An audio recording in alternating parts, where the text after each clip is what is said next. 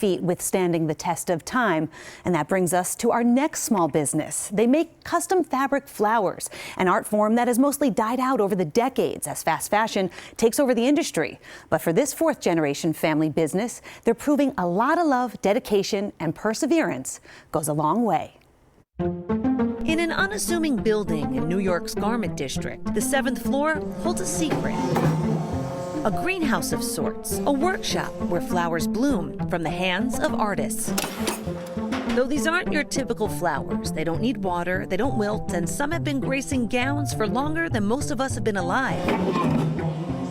We're the last flower guys. Welcome to M&S Schmalberg, where for 108 years, the art of fabric flower making has been passed down through 4 generations, where even the equipment seems to tell a story. My father, his grandpa, had uncles that left Poland pre-war, coming to New York to the Garment Center with the plan of going into the artificial flower business. And they established M&S Schmalberg in 1916. Back then, some 150 fabric flower makers lined the streets of New York City. Now, there's only one, this one. We would be really struggling because it was almost impossible, but those other guys little bit slowly went out. But this isn't just a story about flowers. It's a story of perseverance and survival, of both a craft and a family. My dad was a Holocaust survivor. You know, after losing 2 brothers, a sister, a mom and dad, every time I say it, I get chills.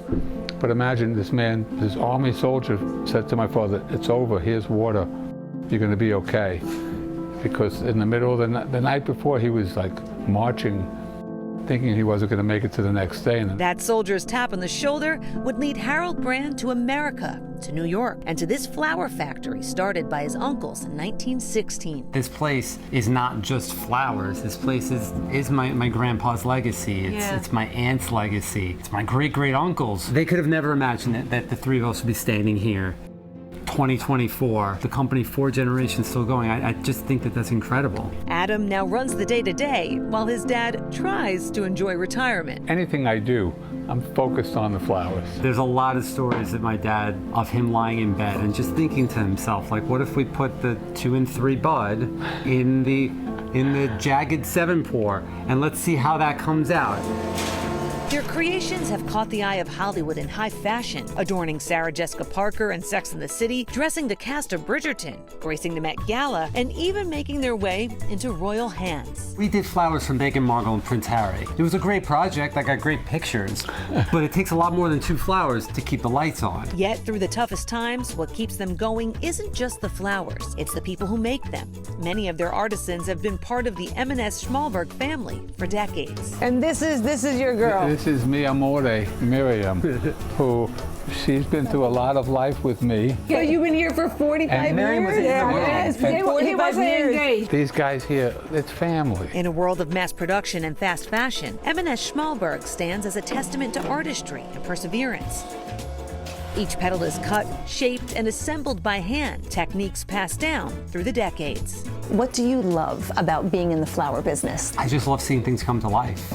I love somebody comes in here, kind of knows what they want, don't know what they want, and I watch step by step as it goes from that to a finished flower. You see this big factory and you think of big companies, but we really welcome anyone who wants to walk in, anyone who watches this and wants to come in. What do you think your ancestors would think about what goes on in these walls today? My grandpa, he thought the computer was some magical device that could talk to, like, he would ask me, like, are you talking to California? Like, you push the California button and it tells them about the flowers. If he could see that we were selling flowers on Etsy for 10, 20, 30 bucks each. In Australia or Germany. He would be blown away by what's going on. And so, a century-old craft continues to bloom in ways Warren and Adam's ancestors never could have imagined, but surely would have recognized. One petal, one flower, one creation at a time. Well, you know what you guys are now?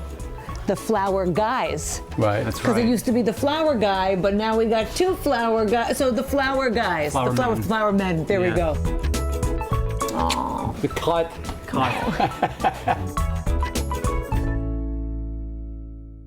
Oh, I love it so much. Well, you just heard Adam mention Etsy. If you head to their site or visit them in the city, you'll see they have flowers of all different shapes, sizes, and colors in a variety of price ranges. And if you're looking for something a little more personal, you can actually bring them fabric from things like baby blankets or wedding dresses, and they can make you a one-of-a-kind keepsake. I think that's a great gift to give or get. Well, still